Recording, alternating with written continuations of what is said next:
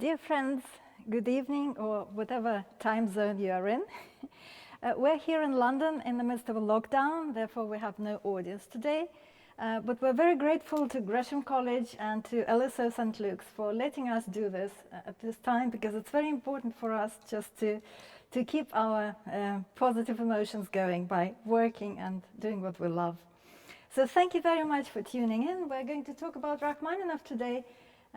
And Peter Donohoe is going to play some of the pieces. And of course, Peter, I associate you with Rachmaninov very much because you played the third piano concerto at the competition in 1982.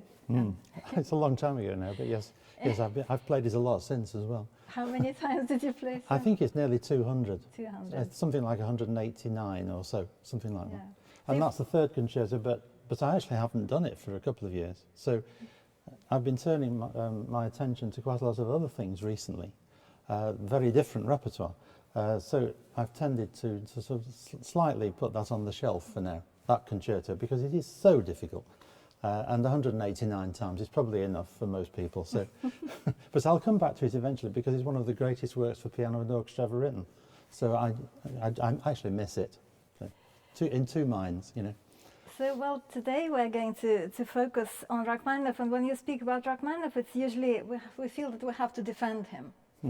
Yeah, defend him from his critics. I put some outrageous criticisms on the screen for you. So, one that is usually quoted is by Eric Blom from Grove Dictionary, of all things, 1954. Yeah, so that's like a music encyclopedia. Artificial and gushing tunes accompanied by a variety of figures derived from arpeggios. The enormous popular success some few of Rachmaninoff's works had in his lifetime is not likely to last, and musicians never regarded it with much favor. Yeah, so 1954, very typical of English and American attitudes, I think, at that time. Yes, I'm very sorry. And indeed, some musicians concur, like Alfred Brendel. Rachmaninoff, to me, seems a waste of time. American critic, in all the music of Monsieur Rachmaninoff, there is something strangely twice told. From it, there flows a sadness distilled by all things that are a little useless. This work, and that's the fourth piano concerto, would fittingly be described as super salon music. Madame Cécile Chaminade might safely have perpetrated it on her third glass of vodka. Yeah, so this is how you can be both misogynist and Russophobic in one sentence. And about the Rhapsody, the Paganini Rhapsody, the Rhapsody isn't philosophical, significant, or even artistic. It is something for audiences. Yeah, and that is the problem with Rachmaninoff. Because he is popular, he is not considered to be serious. And this is a famous exchange with Olin Downes, when Olin Downes asks him this provocative question: do you believe that a composer can have real genius, sincerity, profundity of feeling, and at the same time be popular? And Rachmaninoff said, yes, I believe it is possible to be very serious, to have something to say, and at the same time to be popular. I believe that. I believe that. Others do not. Well, they think what you think. That's what he said. Yes, indeed. Yes. Well, I don't understand any of those comments at all. I'm trying to analyse what they mean. It doesn't really register with me at all. Apart from anything else, Rachmaninoff's popularity is not based on everything that he wrote.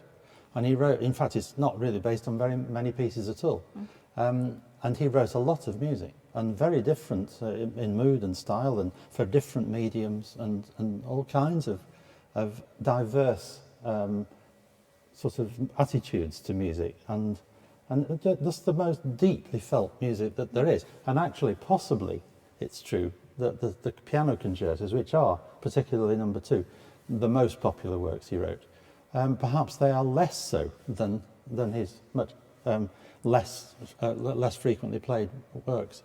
There's something very immediately appealing, particularly obviously number 2, which is probably statistically the most frequently played piano concerto that's ever been written, particularly nowadays, for a reason I'm not quite sure of, but it's just completely dominated the whole piano concerto repertoire for a very long time. Well, I think popularity is just one reason. The other reason is probably that he was seen as old-fashioned at the time. Yeah, that was the time. He lived up to 1943. So, you know, starting from about 1910, I think people started writing music that was much more dissonant and also had this different aesthetics, yeah, which people described as dehumanized aesthetics, taking the human subject out of music. Yes, it's a very famous essay written on dehumanization of art, by the Spanish philosopher Ortega y Gasset. And even before that, one of Rachmaninoff's great fans and friends, Marietta Shaginyan, noted this. She wrote her essay about Rachmaninoff in 1912. And she was already comparing his music with Scriabin, for example, which strived for something that was superhuman, yes, so superhuman. And this is what she said: "No, I'm not with you. I want to be human. I don't want to lose the human element." This is what Rachmaninoff's music stubbornly tells us again and again, resisting the chaotic world that rages around it. Yeah, so it was all already there in 1912. Yeah, she felt that he was doing something else. And he didn't change his aesthetic to the end of his life. And of course, you know, getting this terrible criticism for basically every piece that he wrote, especially the late pieces, was quite disheartening for him. And nevertheless, you know, he stayed within his style. And it's quite interesting to think about this now, because to say now, yeah, that Schoenberg is dearer to us than Rachmaninoff, yeah, we probably wouldn't. I mean, No, he probably never was. I mean, Schoenberg, Shostakovich, Messiaen, Bartók, Stravinsky, many others were contemporaries of Rachmaninoff. And he was regarded as someone who lacked self-confidence, which I'm sure he did, but he didn't lack the courage to stay with his own style, did he? He didn't lack the courage to write tonally and to be, at the same time, extremely original. I think the criticisms were just totally unwarranted. And I wonder if Alfred Brendel's watching this, actually. It'd be very interesting to know. And I would like very much to discuss it with him, because he's obviously got an opinion that's based on something other than those words. So I'd be very intrigued to know. There is something unbelievably great about Rachmaninoff, not even in the context of when he wrote, but at any time. And the ability to remain tonal, to remain faithful to his own ideas, and to still be extremely original, well out of his own era, in a way. And also, by the way, it must have a huge influence on him that he was a great performer. He was a fantastic conductor, and maybe even a greater pianist, one of the great pianists of all time. And you can hear that on record. This brings us to the next chapter, which is about his hands, yeah, which has been fetishized by people. Almost every memoir starts with that, you know, how they come backstage and shake his hand, and the hand just disappears, in his huge hand. So I've got a picture of them here. They've been described in ridiculous detail, you know, what his fingertips look like and so on. There was even a suggestion that he had a particular syndrome. Yeah, it's called Marfan syndrome, which means that why he was so tall, his fingers so incredibly long, and also the joints were loose. Yeah, so he could stretch quite amazing. Unbelievable chords. stretch. Yeah. Yes. But I think there are quite a lot of people with very large hands, but not with very slim fingers at the same time. And that's what made him unique. And you can feel it in everything that he wrote. However simple it actually sounds, however slow, however lyrical, there is this constant reminder that it's written for a much larger hand than the one you've got yourself. And so we have to slightly adapt quite often the way that it's written. I was hoping to try to find some evidence that the pianos that he played on were smaller, but it's not actually true. I'm afraid not. Yes, from about 1870s, we have the modern widths. Although interestingly, Joseph Hoffmann, who was actually Rachmaninoff's favorite pianist and his main rival at the time, he had a smaller piano made for him, which was 7/8. Yeah, so he was very, very slender, very slight. You know, had very small hands. So he actually used a smaller keyboard. So I'm sure he could have probably played some of Rachmaninoff's things. recordings. Oh, he played them wonderfully. Yes, absolutely. yeah, I'm just very interested in what you just said there. That it was slightly in passing, but that Joseph Hoffman was his favourite pianist and he was a rival. I think that says quite a lot about Rachmaninoff as a character. He was incredibly respectful of other musicians. I think probably most composers in the end are. Most. I wouldn't say all, but certainly most. And he was one of the most respectful of all because he knew how to perform. He knew what the problems were. He knew what he was up against. And it's a very interesting subject to me, recording and performing your own music, which he did quite a lot of. And the fact that he sounds like a different performer when he's playing music by other composers. And actually, my own personal preference is for the latter, because he plays it with much more confidence, I suppose, in a way. To actually copy Rachmaninoff's own performances is probably a mistake, and it makes me wonder whether it's actually a bad thing that he was in the recording era, and we have recordings of him playing. But that's only because I think it's very dangerous to actually imitate anyone, actually. He certainly wouldn't want us to imitate his performances. And Rachmaninoff's adoration of other pianists playing his music, including Horowitz and Hoffman in particular, and many others, is just it's actually very humbling. Yeah, but well, coming back to the big chords, yeah, I put one here. I don't know how anyone can play this. Yeah, this is from the D flat major prelude, which is the last one. Yes. Well, I've played that a lot, and of course I don't play exactly what he's written. It's as simple as that. Right. Because you just can't do it unless you spread them, which would be the wrong character. Yeah. And you can't do it. It's too short to spread, really, isn't it? Yes, it is. Yeah. So I can't possibly give away what I leave out, but I do leave something out. And the end of this prelude, which is the final one of his 24, is very obviously a finale of the whole cycle, and written with that in mind. And it always reminds me of the end of Das Rheingold, actually, which is in the same key, as it happens. And I wonder if there is any reason why it should be so much like that, because I know Rachmaninoff was very influenced by Wagner. But can I play this and just show you what I do?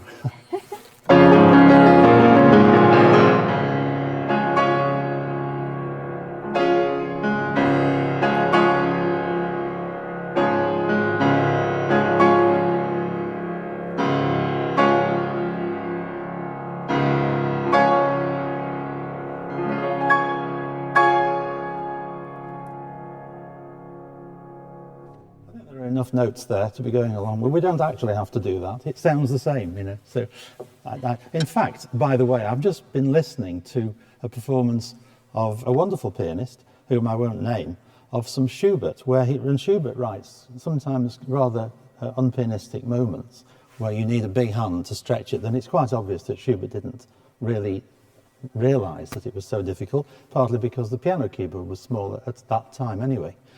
And this particularly great pianist simply alters the octave that one of the notes is in. So, you know, it's not just Rachmaninoff we have to do it with. There are quite a few, actually. Trade secret. Right.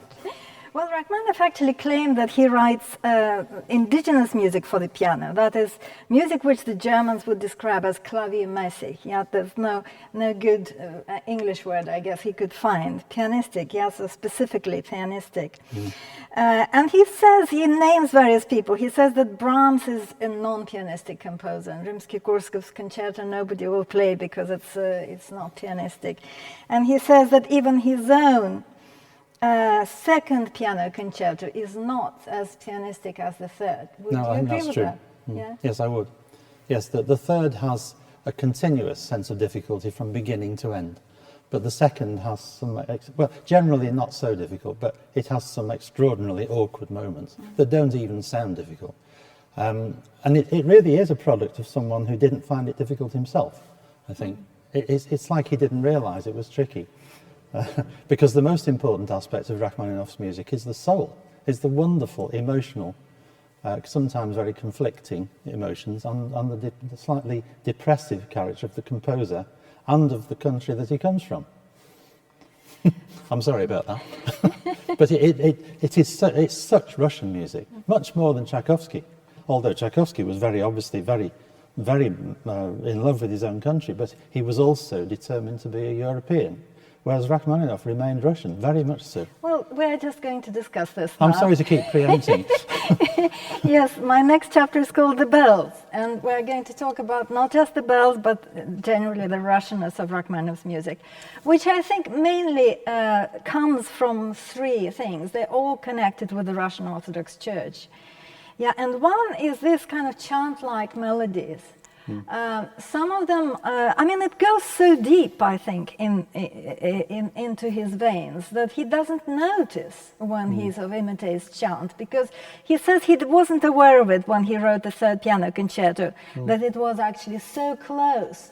Yeah, and you can see that these melodies, they're all stepwise, yeah, so they go step by step up and down, and they sometimes turn on themselves, yeah, that they have these passages. So all of them, and then you have in the preludes, yeah, something very similar to that. And it doesn't necessarily mean that he's quoting something. It's just, you know, really went very, very deep into his idiom, I suppose. And he did actually, you know, take the trouble to go to liturgies and services to enjoy this experience. So it was something very important to him, although so. I don't think he was a kind of conventional religious person at all. Now, may I play those two? At least Yes, I don't yes. know the first one actually, but Well, I do this know. is just a chant, Okay. which the actual chant, which he harmonizes in his all-night vigil. Yes. Yeah, Well, well, this is the opening of the third piano concerto.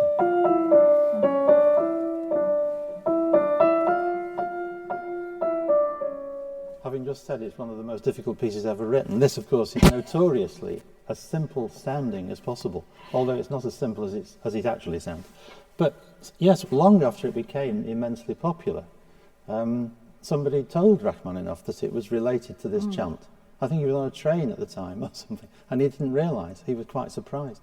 Which is, and let's do the other one, which is a much earlier piece, of course, is one of the preludes.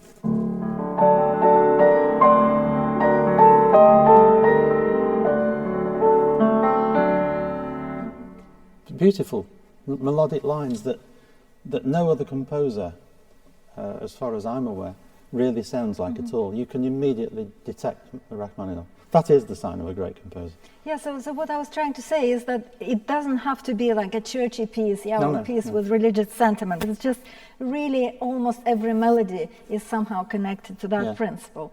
And another thing is the voice leading, which is connected to the practices of Russian Orthodox Church, and even in pieces that again have nothing to do with it, like this prelude in B major doesn't really have anything churchy in the character.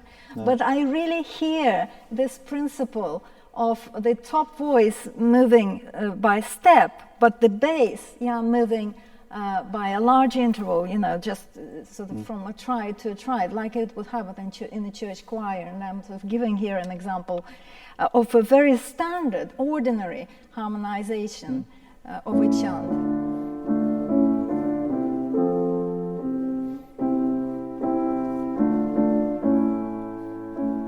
Yeah, it's immediately conjures it up, doesn't it? Yeah.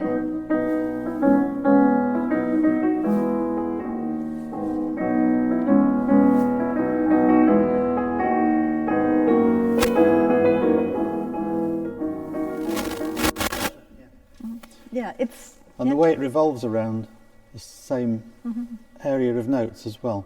That actually reminds me also of Stravinsky very much. The way that's because Stravinsky also was very influenced by the Russian Orthodox Church, of course. And the way that it all, like that, all around the same area. And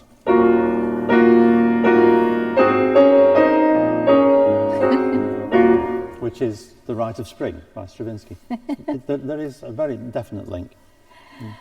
And of course the third is the bells, and everyone knows about the bells because really they're almost in every piece.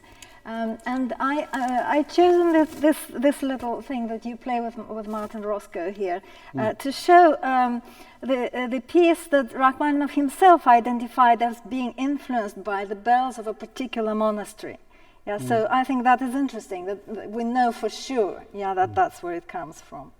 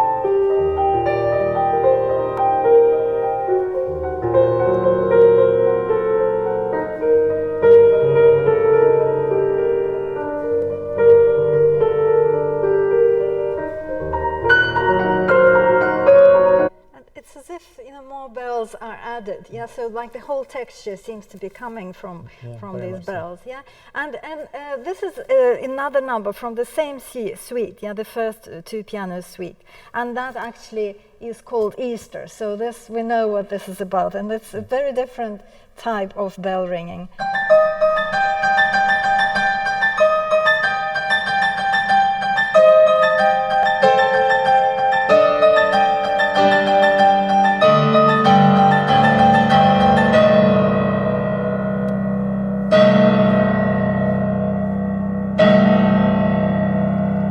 So you have both the big ones and the little ones. It's incredibly evocative. Amazingly so. Yeah, Could I play the most obvious, actually the most famous reference to bells of all?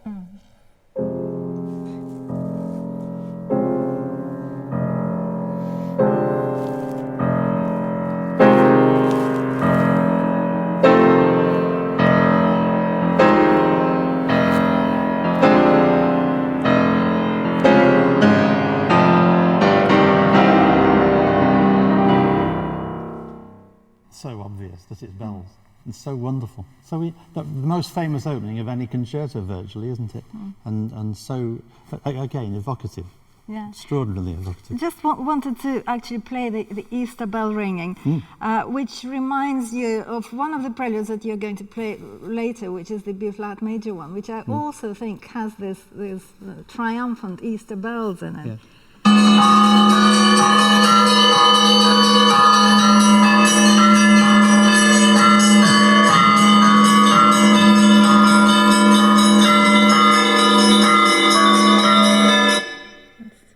Incredible.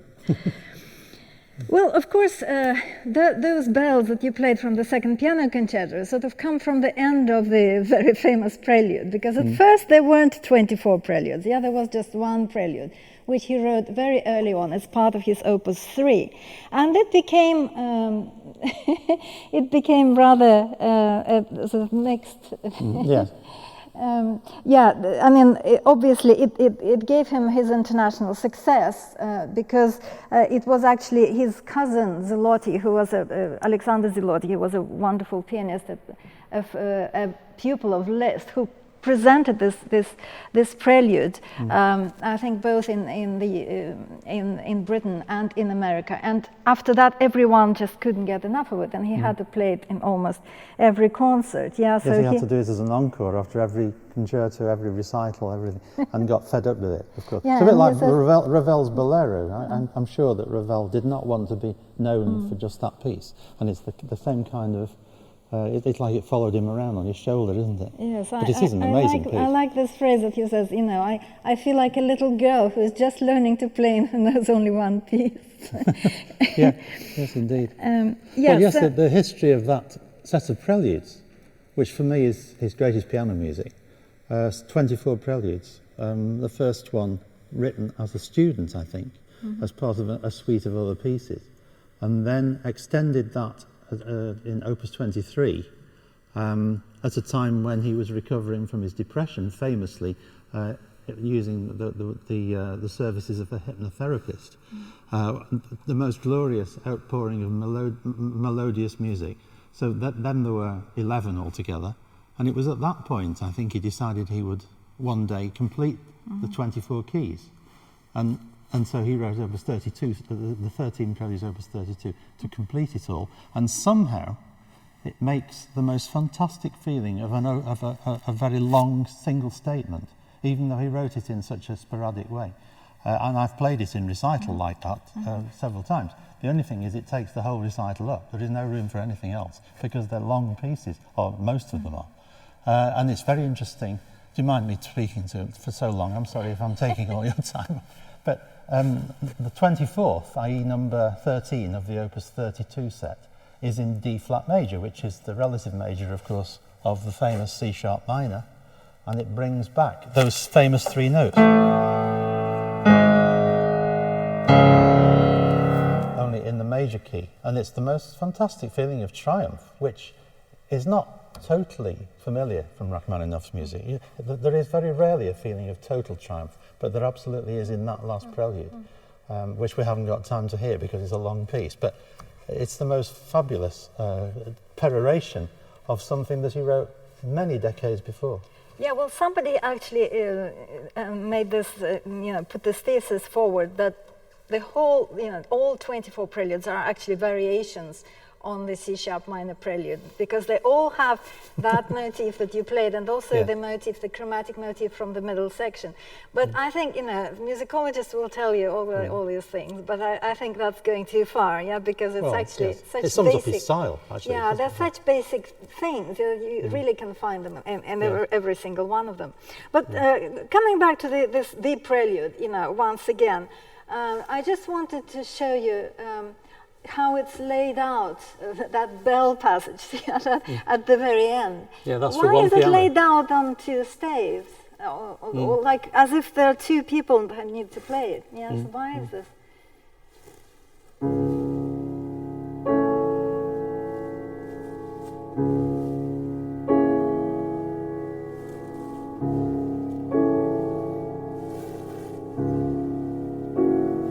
Etc. Yes, we haven't got enough time to hear it all. Yes, but and somebody again made a joke about that the fact that the last two pages being laid out on four staves naturally gives the performer a certain standing in Clapham drawing rooms, which a piece laid out in the usual manner on two staves might fail to do.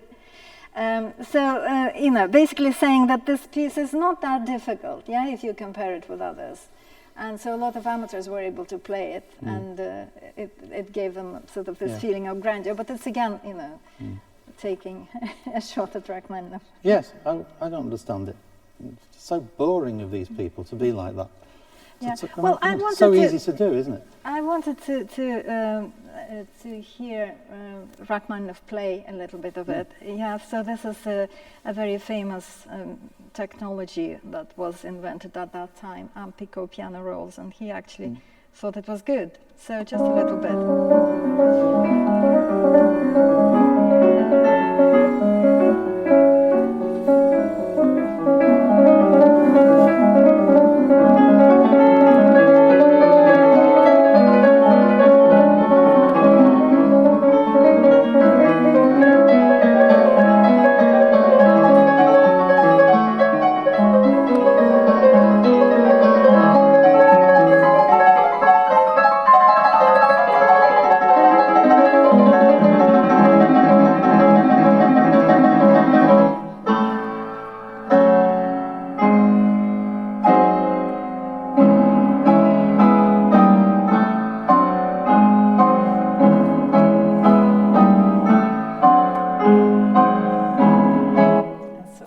Sorry to cut it off.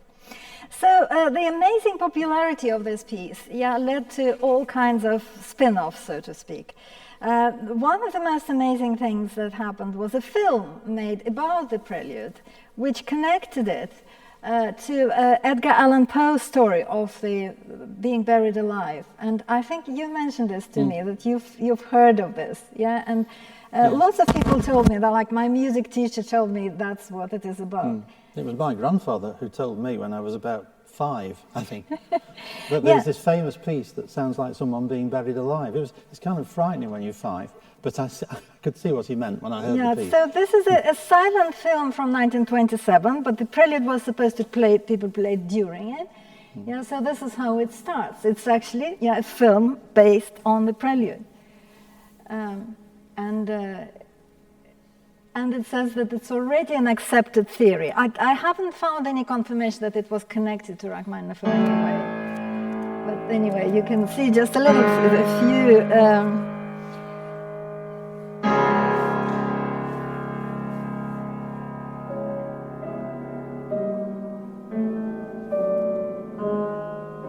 So you can see he's sitting with his glass of whiskey and starting to read this story, and then he falls asleep and sees a dream about being buried alive. And then he thankfully wakes up at the end. But anyway, so that's just one example of how popular it was. Other examples were, of course, how it went into popular culture. And in 1918, there was this Russian rag made out of it.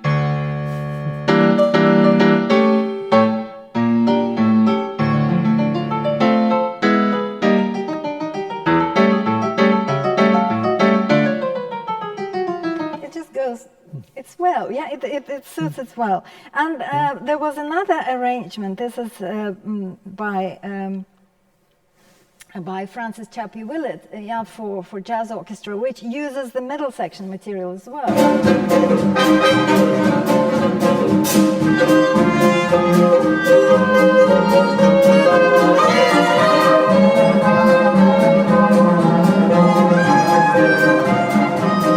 And you would think, yeah, was Rachmaninoff annoyed by it? Apparently not. No, I'm sure he wasn't. It would be the musicologists who were annoyed by it, wouldn't it? Yes, he would walk in and it would be played by the jazz orchestra, say Paul Whiteman's orchestra, and he would be delighted and he would congratulate musicians always. So I bet they never played any Schoenberg. but they didn't. Yeah, so I am a great lover of Schoenberg, by the way, just to be sure about that. But I can see why that would not be a big hit with the particular performers we've just listened to. Yeah. So this is just to remind you how the 24 are constructed, but you already explained this, yeah? So it's actually 3 separate lots. Now, the next chapter is going to be about the point, yeah, the climactic point that is so important for Rachmaninoff's music. And I will start with a story. I'm not going to read all of it out. It's also by Marietta Shaginian, how once they came backstage after a concert that found Rachmaninoff in very bad mood, so tearing his hair out, and it was apparently because he missed the point. Yeah, didn't you notice that I missed the point? Don't you understand? I let the point slip. So then she explains what it is, how the whole structure hangs on it, and this moment must arrive with the sound and sparkle of a ribbon snapped at the end of a race. Yeah, so it's a very important thing apparently in his music. And a friend, my friend Jonathan Dunborough, a colleague from Oxford, sent me these graphs, which are just the contour of a melody. Yeah, he just, if you can see the piano keyboard is on the left, he has positioned this, and this is how the piece progresses. And you can see these beautiful peaks, yeah, absolutely, sort of from various pieces, how wonderfully they are kind of all measured out. So at the time, a lot of critics perceived it as a kind of Wagnerian device. Of course, Tchaikovsky is also very famous for his climax, but Wagner especially, yeah? And especially Tristan is in the connection with eroticism that this female, by the way, female music critic is describing here. Rachmaninoff discovered this, I think, for the first time, not even so much in piano music as in songs. And these songs were love songs, and they were sometimes quite explicit for their time. It was they're very much part of their time, because at that time, Russian literature and Russian poetry started discovering eroticism. And, the Kreutzer Sonata, for example, by Tolstoy, yeah, was an extremely important piece which was discussed by everyone. And women started writing poetry also about their own experiences for the first time. And that was viewed, by some as something not quite done.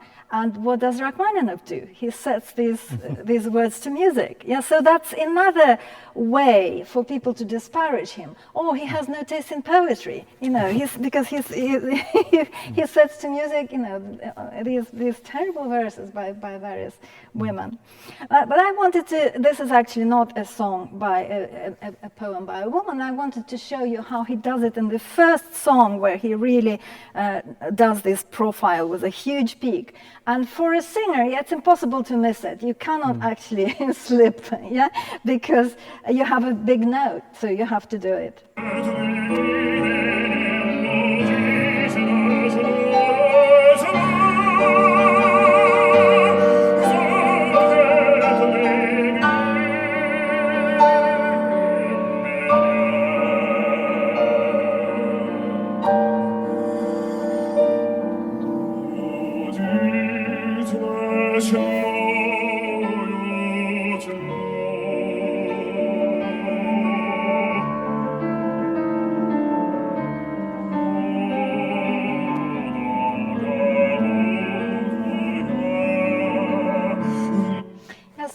this point, sometimes arrives quite early in the piece, yeah, and then you have a very, very long descent. And think the descent is probably even more typical of Rachmaninoff's music, yeah, because nobody quite does it. And the fact that you have such a long descent, his harmony avoiding the tonic for as long as possible, creates a sense of nostalgia, doesn't it? And he's wonderful at writing that kind of music, with a very long. Well, in fact, I was going to say before, I don't want to be facetious at all, but when one's driving down the motorway, one sometimes sees, well, in fact, you very often see a sign that says services 50 miles or whatever it is, 10 miles, I think it's 1 mile usually, isn't it? And then you get another sign that says services half a mile, and then you get the point at which you can turn off. Well, if you substitute the word climax for services, it feels very much like that. In, for example, the third piano concerto, the second symphony, famously, I think the second concerto as well, but particularly those two pieces, where it's quite obvious that there's something brewing that's major, a very major crisis or climax or something, and you can feel it coming the whole time. It's quite incredible the way he manages it. I think Tchaikovsky does it very well as well, and as you said, Marina, so does Wagner. And absolutely direct influence on Rachmaninoff. And I feel it, I always think of it when I'm playing the third piano concerto, I think climax, 1 mile, it's very much like that. The prelude that I will be playing later, the D major one, which you put on the screen a few minutes back, that's absolutely like that. The most fantastic feeling of knowing where it's going to, and then when it arrives, it falling away again. Yes, I wanted to show you, this is slightly naughty, but how it's done in film, how in this romantic, when Rachmaninoff's music, the second piano concerto, goes into popular culture, this very famous film, Brief Encounter, how they actually cut that piece of music in such a way that the very point coincides with the kiss. I think it's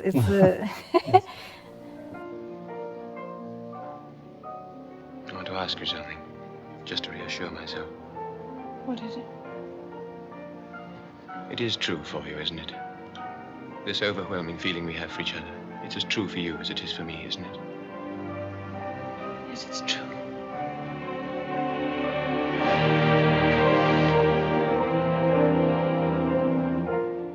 Yeah. So I wanted to show this though, and this is about letting the point slip. Yeah, so you can see this is a prelude in D major that you've just mentioned. Yeah, and there is no mistaking where the climax actually is. Yeah, there is a big crescendo in bar 50, and a fortissima in bar 51, and then a diminuendo. Yeah, Rachmaninoff was very, very precise about how he actually prepared his scores for publication, so we have no reason to trust this. To not trust it, but this is the Zelotti edition. And can you see what he does? Yeah, he actually places the climax in bar 50. Yeah. And then he gives you a diminuendo to a forte. Well, it was in the family, families, really. Basically, that's completely wrong. I'm sorry, Zelotti, this is what Rachmaninoff wanted. And it sounds fabulous like that, and it sounds weak like that. But is that possibly because they were kind of trying to make it more subtle? Yeah, because everyone was complaining that the music wasn't subtle, euphemistically again talking about it in these terms. Maybe. It's a very nice way of looking at it. I just think that lets it down. And I've heard many things said about the climaxes generally in Russian composers' music. I've heard something described as the Russian crescendo, which apparently gets quieter. There's one. And it's not a Russian crescendo at all, it's just something that weakens the climax. Simple as that. But that's just an opinion, of which I've probably got too many. Well, after the point, let's discuss the counterpoint. So, what I mean is that even if we take something like a D major prelude, which on the surface of it just has a melody and an accompaniment. In fact, it's something much more complex, and I was trying to sort of put various colors in. So you have the melody, which is actually quite basic. If you could just play sort of a few notes from the melody.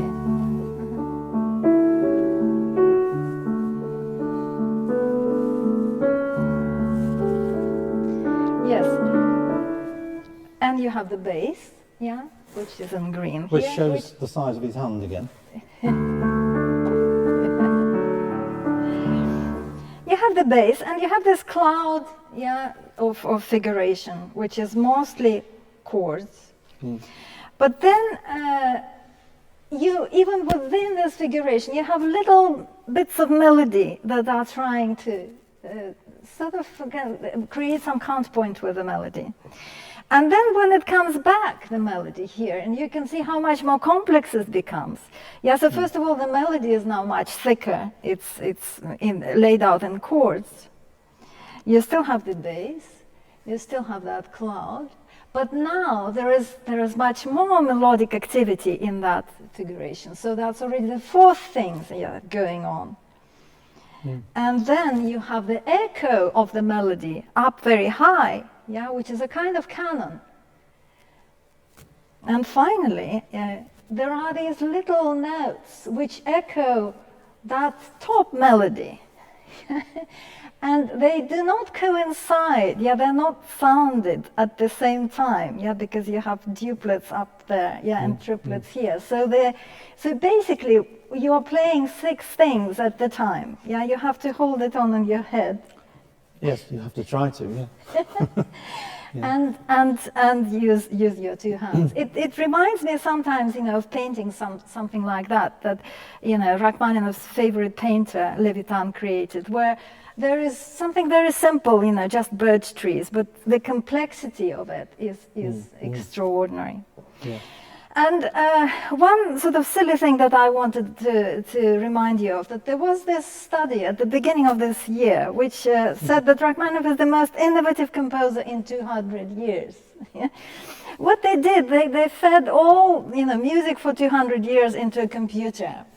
And they just looked at what sounds together. They called it code words. Yeah, so what sounds together, not necessarily a chord and everything that sounds together.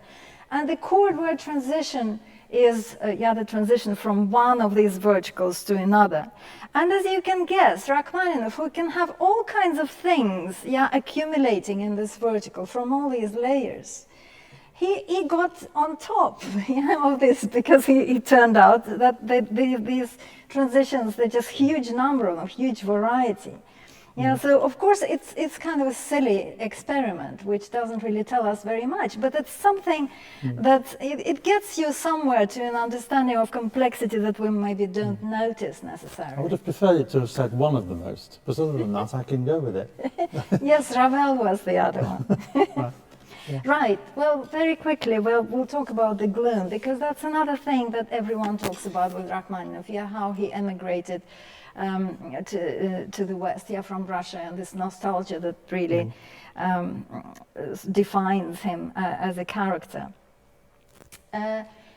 Rachmaninoff, it seems, did suffer from depression. He describes it himself as an illness. It was very much connected to his inability to compose, and basically his inferiority complex as a composer, his lack of confidence that you actually mentioned earlier. Another thing that I wanted to mention is that usually when he composed, he had to have very often a poem, or a painting, or a piece of literature in mind. And it's very interesting to us, because he doesn't usually reveal, like with the preludes, we basically don't know almost anything about them. But he would reveal it if he was asked. This is why, people just didn't ask. Respighi asked him about the Etude Tableau, and he revealed a few things that inspired him. But there is an exception to that, and I will play this little interview by Donohoe about the B minor prelude. I said, did you have a program when you composed the B minor prelude? He said, yes, his bass voice. I said, good, I won the first round. I said, I know your idea is not mine, but I know that mine is correct. He said, all right, you tell me yours, and I'll tell you mine. And we haggled for a while, and eventually I said, well, mine is a long story. He said, if yours is a long story, it cannot be anything like mine, because mine can be answered with one word. So despondently I sat down in a chair and I said, well, to me it suggests the return, whereupon the long arm shot out. Stop! So I said, why, what have I done? I said, that's what it is. It's the return. It was an exile, and that's what Rachmaninov was. So, interestingly, he connects it with the exile, although it's written in 1910, so it's well before, yeah, he emigrated. In fact, then, if you listen on, Rachmaninov tells you that The Return is the name of a painting by Arnold Böcklin, and it's called The Homecoming, you know, or The Return. And it's a very strange painting, yeah, so mysterious. You can see this man in rich clothes from the 16th century. He seems to be sort of sitting on the edge of this fountain and gesturing towards a brightly lit window, but he doesn't actually go there. Yeah, so something is keeping him from returning. And the title of this painting takes us back to Heinrich Heine, whom Böcklin admired, and his cycle, which is called The Homecoming, which is full of images of someone returning into town and, say, finding that his beloved has married someone else. Yeah, so it's full of this very, very bitter experience of a return. And the one in white, for example, it's the one that Schubert set as the double, yeah, the doppelganger. So, which is in the same key as this prelude. That's what I'm trying to sort of build here. And of course, Böcklin also painted this picture, which is Isle of the Dead, which Rimsky-Korsakov, Rachmaninov, yeah, set, so to speak, as a symphonic poem. So it's likely that that painting he also associated with death. He was quite obsessed with death, wasn't he? Yeah, he described it as a fear not of death itself, but of what's beyond. Yeah. Of basically visions of hell. You can find them in his first symphony, and also, I think, in his last piece, which is the symphonic dances. Very much so, yes. But he was told that his life expectancy was 30-ish by some doctor or other. I don't know who it was. And I don't think it's ever left him, that feeling. And he actually died when he was 70. But for the whole of those years, he was expecting it to be the next day. So that this has obviously had a profound impact on his writing, particularly if he was afraid of what came next.